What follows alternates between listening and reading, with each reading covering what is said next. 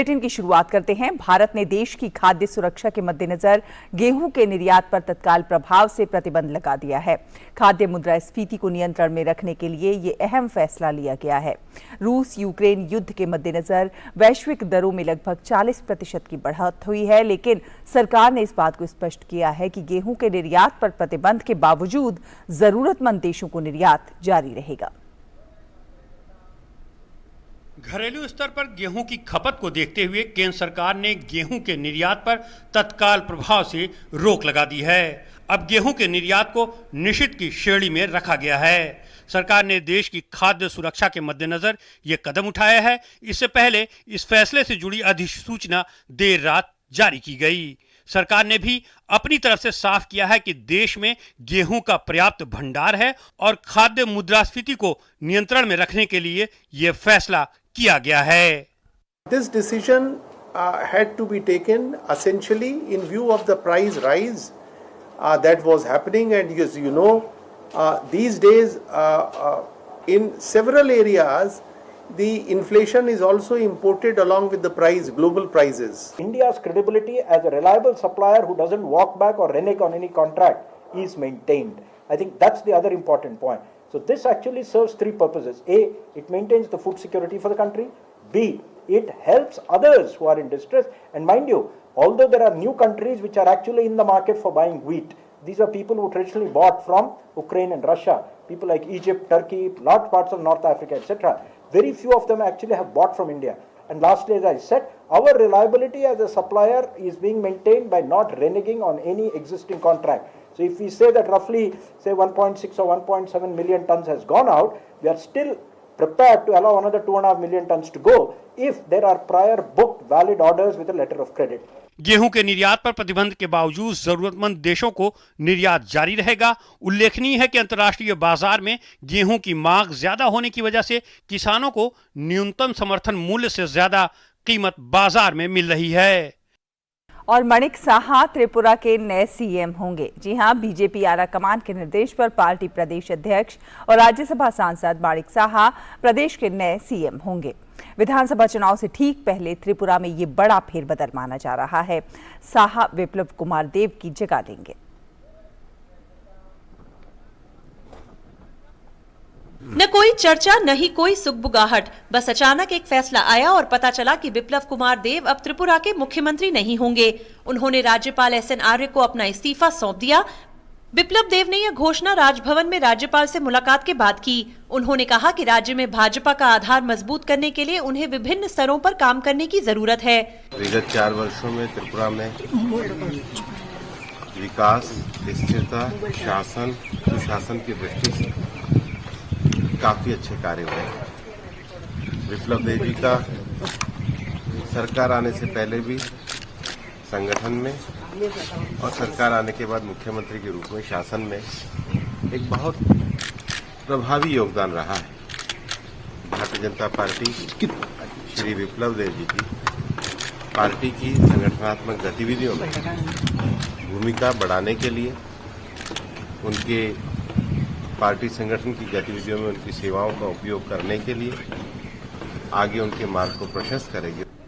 इस बीच राज्य में नए मुख्यमंत्री पद के लिए डॉक्टर माणिक साहा का चुनाव भी हो गया। उन्हें सर्वसम्मति से विधायक दल का नेता चुना गया, जिसके बाद उन्हें राज्य और केंद्र के नेताओं ने ढेरों बधाई दी। गौरतलब है कि भाजपा का केंद्रीय नेतृत्व त्रिपुरा में अगले वर्ष होने वाले विधानसभा चुनाव से पहले अपनी पार्टी की स्थिति को मजबूत करने के लिए नेतृत्व बदलने के मुद्दे पर भी करीबी नजर रखे हुए था। पार्टी ने पिछले विधानसभा चुनाव में इतिहास बदलते हुए वामपंथी सरकार का सूपड़ा साफ कर दिया था। और वाराणसी के ज्ञानवापी परिसर का सच सामने लाने के लिए अदालत के आदेश पर आज कड़ी सुरक्षा व्यवस्था के बीच सर्वे की कार्यवाही शुरू हुई। ज्ञानवापी परिसर का आज 4 घंटे तक सर्वे किया गया, जो कल भी जारी रहेगा। सर्वे के दौरान सभी पक्षकार मौजूद रहे और शांतिपूर्ण तरीके से सर्वे को पूरा किया गया। अदालत के मुताबिक आदेश के मुताबिक 17 मई तक सर्वे का काम पूरा होना है। अदालत के आदेश पर शनिवार को पहले दिन वाराणसी के ज्ञानवापी परिसर के सर्वे का काम कड़ी सुरक्षा के बीच पूरा किया गया। सुबह 8 बजे से दोपहर 12 बजे तक वादी और प्रतिवादी पक्ष और कोर्ट कमिश्नर की मौजूदगी में ज्ञानव्यापी मस्जिद परिसर में सर्वेक्षण किया गया। पहले दिन के सर्वे को लेकर टीम ने न्यायालय के निर्देश पर पूरी गोपनीयता बरती। वाराणसी के पुलिस आयुक्त एक सतीश गणेश ने बताया कि पूरी प्रक्रिया सुचारू रूप से चल रही है। यह कोर्ट का निर्देश है और हमारा कर्तव्य है कि इसे लागू किया जाए। कोर्ट का आदेश है, कोर्ट के आदेश की तामीला कराना हमारे लिए हमारा दायित्व भी है, हमारी व्यक्तिगत जिम्मेदारी भी है। हमने सुरक्षा के पुख्ता प्रबंध किए हैं और मैं आपको ये बताना चाहता हूं कि अब तक की कार्रवाई बहुत ही सौहार्दपूर्ण वातावरण में चल रही है। मस्जिद के सर्वे के दौरान किसी तरह की कोई बाधा न आए, इसे लेकर प्रशासन पूरी तरह से सतर्क नजर आया। ज्ञानव्यापी मस्जिद के आसपास सुरक्षा के लिहाज से भारी पुलिस बल की तैनाती की गई थी। 500 मीटर के दायरे में सभी दुकानें बंद करा दी गई थीं। वाराणसी के जिलाधिकारी ने बताया कि सर्वे के दौरान सभी पक्षकार मौजूद रहे। सर्वे की कार्रवाई से पहले शुक्रवार को पुलिस आयुक्त और जिलाधिकारी ने अधिवक्ता आयुक्त की मौजूदगी में हिंदू और मुस्लिम पक्ष के बीच बैठक की थी। बहुत ही शांतिपूर्वक तरीके से ये सर्वे पूरा हुआ। सभी पक्षों ने न्यायालय के आदेश का पालन किया। लगातार 4 घंटे सर्वे करने के उपरांत लगभग 50% से अधिक परिसर का सर्वे पूरा हो चुका है।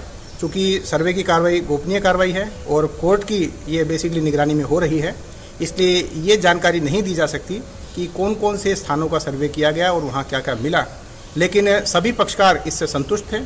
इससे पहले गुरुवार को मामले में सुनवाई करते हुए वाराणसी की सिविल अदालत ने नए सिरे से सर्वे का आदेश दिया था। साथ ही अदालत ने कहा था कि एडवोकेट कमिश्नर अजय कुमार मिश्रा ही रहेंगे। वहीं कोर्ट ने विशाल सिंह और अजय सिंह को सहायक कोर्ट कमिश्नर नियुक्त किया है। कोर्ट ने पूरी सर्वे रिपोर्ट को 17 मई को अदालत में पेश करने को कहा है। इससे पहले 6 मई को सर्वे की कार्रवाई शुरू की गई थी, जो हंगामे के कारण 7 मई को रुक गई। 7 मई को ही अंजुमन इंतजामिया मसाजिद कमेटी ने अदालत में प्रार्थना पत्र देकर कोर्ट कमिश्नर को बदलने की मांग कर दी थी। अदालत ने इस मांग को खारिज कर दिया था। वादी प्रतिवादी सभी लोग सहयोग किए हैं और सरकार और प्रशासन भी भरपूर सहयोग किया। कल के लिए डेट तो रखा गया, कल के बाद कल बताया जाएगा। कल 8 बजे प्रारंभ होगी। इससे पहले ज्ञानव्यापी परिसर स्थित श्रृंगार गौरी के रोजाना दर्शन पूजन की मांग को लेकर 5 महिलाओं की ओर से दायर वाद पर सुनवाई की गई। अदालत ने अजय कुमार मिश्रा को अधिवक्ता आयुक्त नियुक्त करते हुए ज्ञानव्यापी परिसर का सर्वेक्षण करने का आदेश दिया था, लेकिन अंजुमन इंतजामिया मसाजिद कमेटी एडवोकेट कमिश्नर बदलने की मांग के साथ अदालत पहुंच गई। मामले पर 3 दिनों तक सुनवाई हुई। अदालत के फैसले के बाद अब शनिवार से कमीशन की कार्रवाई शुरू की गई है। और गृह मंत्री अमित शाह ने प्रजा संग्राम यात्रा के दूसरे चरण के समापन के अवसर पर हैदराबाद में एक जनसभा को संबोधित किया। उन्होंने तेलंगाना की चंद्रशेखर राव की सरकार पर जमकर हमला बोला। उन्होंने राज्य की जनता से चंद्रशेखर राव की सरकार को उखाड़ फेंकने का आह्वान किया। ये यात्रा उनके खिलाफ है जो आज भी रजाकारों के प्रतिनिधि की गोदी में बैठे हैं, उनके खिलाफ। ये यात्रा उस मानसिकता के खिलाफ है जो परिवारवाद को चलाती है। मेरे बाद मेरा बेटा, बेटा न बने तो बेटी, ये बात लोकतंत्र के अंदर जो प्रस्तावित करना चाहते हैं, इसके खिलाफ ये यात्रा। ये यात्रा अरबों खरबों का भ्रष्टाचार करने वाली टीआरएस पार्टी को उखाड़ कर फेंकने की यात्रा है। ये यात्रा दलितों और आदिवासियों के साथ वादा खिलाफी करने वाली टीआरएस पार्टी को उखाड़ फेंकने की यात्रा है। केंद्रीय गृह मंत्री अमित शाह ने हैदराबाद के दौरे पर सीएफएसएल परिसर में राष्ट्रीय साइबर फॉरेंसिक प्रयोगशाला का उद्घाटन किया।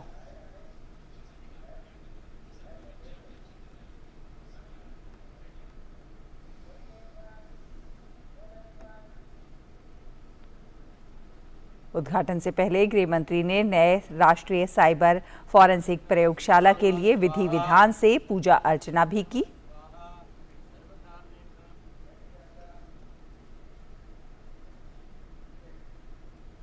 और अब अगली खबर। युवा मामले और खेल मंत्रालय ने धर्मशाला क्रिकेट स्टेडियम में अंतर्राष्ट्रीय योग दिवस की तैयारी को लेकर एक कार्यक्रम का आयोजन किया।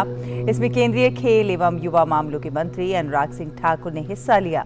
उन्होंने युवाओं को योग कार्यक्रम में अधिक से अधिक संख्या में शामिल होने का आह्वान किया।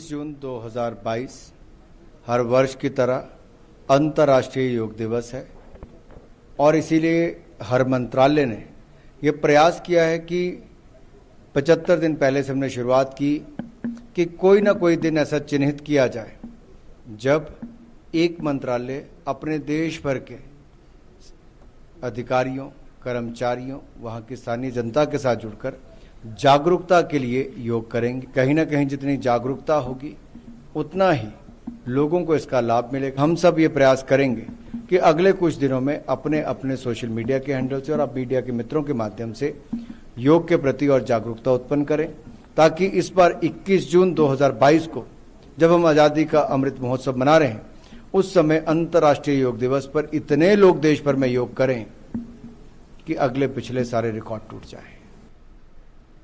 शेख मोहम्मद बिन जायद अल नाहयान को संयुक्त अरब अमीरात का नया राष्ट्रपति चुना गया है। शनिवार को हुई फेडरल सुप्रीम काउंसिल की बैठक में अबू धाबी के क्राउन प्रिंस 61 वर्षीय शेख मोहम्मद बिन जायद अल नाहयान को संयुक्त अरब अमीरात का तीसरा राष्ट्रपति चुना गया। संयुक्त अरब अमीरात के दूसरे राष्ट्रपति और अबू धाबी के शासक शेख खलीफा बिन जायद अल नाहयान का शुक्रवार को निधन हो गया था। वो 73 वर्ष के थे। वो 3 नवंबर 2004 से संयुक्त अरब अमीरात के राष्ट्रपति का पदभार संभाल रहे थे।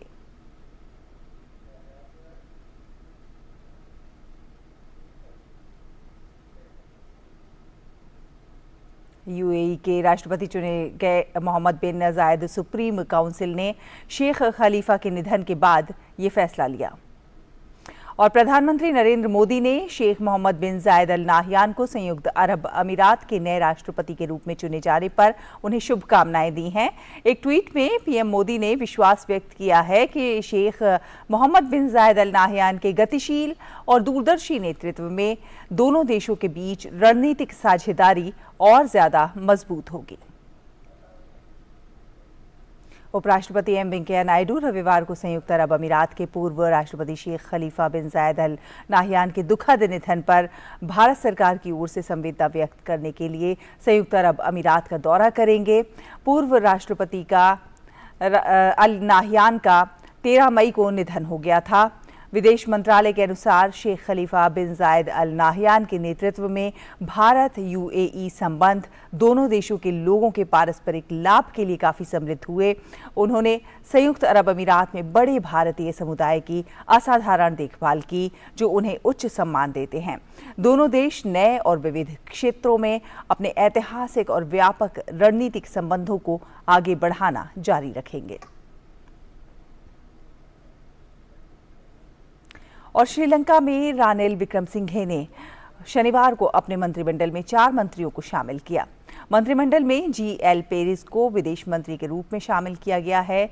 दिनेश गुणवर्धने को लोक प्रशासन मंत्री, पेरिस को विदेश मंत्री, प्रसन्ना रणतुंगा को शहरी विकास एवं आवास मंत्री और कंचना विजयसेकार को बिजली एवं ऊर्जा मंत्री के रूप में शपथ दिलाई गई। पेरिस महिंदा राजपक्षे के नेतृत्व वाली पूर्ववर्ती सरकार में भी विदेश मंत्री थे। वो ये राष्ट्रपति गोटबाया राजपक्षे द्वारा घोषित सर्वदलीय अंतरिम सरकार में शामिल किए गए सभी 4 मंत्री राजपक्षे की श्रीलंका पोदुयाना परमुना पार्टी से हैं। सरकारी सूत्रों ने कहा है कि विक्रमसिंघे के मंत्रिमंडल में सदस्यों की संख्या 20 तक रहने की उम्मीद है। और दिल्ली स्थित इंडिया इंटरनेशनल सेंटर में आज हाइकू नामक पुस्तक, जो कि हिंदुस्तानी लघु कविता पर आधारित है, किताब का विमोचन किया गया। हाइकू नामक किताब को सिविल सर्वेंट जमशेद ने लिखा है। जमशेद एक शौकिया कवि और लेखक हैं। उन्होंने अपने लघु कविताओं को उलझती गिनतियों, बलम, कलकत्ता, काली कॉफी तक का जिक्र किया है। और अब नजर डालते हैं कुछ और अहम खबरों पर।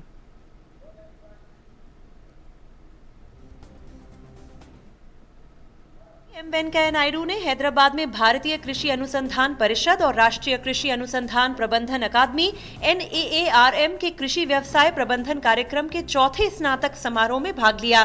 साथ ही उपराष्ट्रपति ने छात्रों को उत्कृष्ट कार्यों के लिए सम्मानित भी किया। लखनऊ चार्टर्ड अकाउंटेंट सोसाइटी द्वारा आयोजित एक कार्यक्रम में रक्षा मंत्री राजनाथ सिंह ने हिस्सा लिया। कार्यक्रम को संबोधित करते हुए रक्षा मंत्री ने कहा कि वैश्विक और घरेलू स्तर पर नए निवेश हो रहे हैं, जिनसे उम्मीद है कि सप्लाई चेन पर बने दबाव में कमी आएगी। उन्होंने कहा कि प्रधानमंत्री ने कुछ समय पहले प्रधानमंत्री गति शक्ति मास्टर प्लान को शुरू किया है, जो लगभग 100 लाख करोड़ रुपए का है। सप्लाई चेन के लिए ये हमारी दीर्घकालिक योजना है। मुंबई में केंद्रीय मंत्री सर्बानंद सोनोवाल और जहाजरानी और पर्यटन राज्य मंत्री येसो नायक ने पहले अतुल्य भारत अंतर्राष्ट्रीय क्रूज सम्मेलन 2022 का उद्घाटन किया। कार्यक्रम में केंद्रीय मंत्री सर्बानंद सोनोवाल ने कहा कि देश में प्रधानमंत्री मोदी ने हर क्षेत्र में विकास के साथ साथ पर्यटन के क्षेत्र में भी विकास को प्राथमिकता देने की बात कही है। संचार मंत्री अश्विनी वैष्णव ने नई दिल्ली में गति शक्ति संचार पोर्टल की शुरुआत की। सभी राज्य सरकारों और भारत सरकार के दूरसंचार विभाग ने मिलकर इस पोर्टल को तैयार किया है। गति शक्ति संचार पोर्टल एक एकीकृत पोर्टल है जो देश में टेलीकॉम इंफ्रास्ट्रक्चर को बढ़ावा देने की दिशा में काफी अहम साबित होगा। सभी 36 राज्यों और केंद्र शासित प्रदेशों के अलावा केंद्र सरकार के विभिन्न विभाग भी इस पोर्टल से जुड़े हैं। श्रीनगर में भारत के मुख्य न्यायाधीश जस्टिस एनवी रमन्ना ने जम्मू कश्मीर उच्च न्यायालय के नए परिसर का शिलान्यास किया। इस मौके पर केंद्रीय कानून मंत्री किरण रिजिजू और जम्मू कश्मीर के उपराज्यपाल मनोज सिन्हा सहित कई गणमान्य व्यक्ति उपस्थित रहे। इस मौके पर कार्यक्रम को संबोधित करते हुए उपराज्यपाल मनोज सिन्हा ने कहा कि नागरिकों के हित के लिए कानून बनाना और उन्हें क्रियान्वित करना ही हमारे संविधान की खूबसूरती है। मध्य प्रदेश के गुना में शिकारियों और पुलिस के बीच हुई भिड़ंत की घटना में 3 पुलिसकर्मियों के शहीद होने के बाद शनिवार को मुख्यमंत्री शिवराज सिंह चौहान ने अपने निवास पर उच्च स्तरीय आपात बैठक की। बैठक में राज्य के गृह मंत्री नरोत्तम मिश्रा और राज्य के मुख्य सचिव डीजीपी सहित पुलिस के बड़े अधिकारी शामिल हुए। प्रदेश सरकार ने शहीद पुलिसकर्मियों के परिजनों को 1-1 करोड़ रुपए की अनुग्रह राशि प्रदान करने की घोषणा की है। और इसी के साथ हिंदी समाचारों के इस अंक में फिलहाल इतना ही।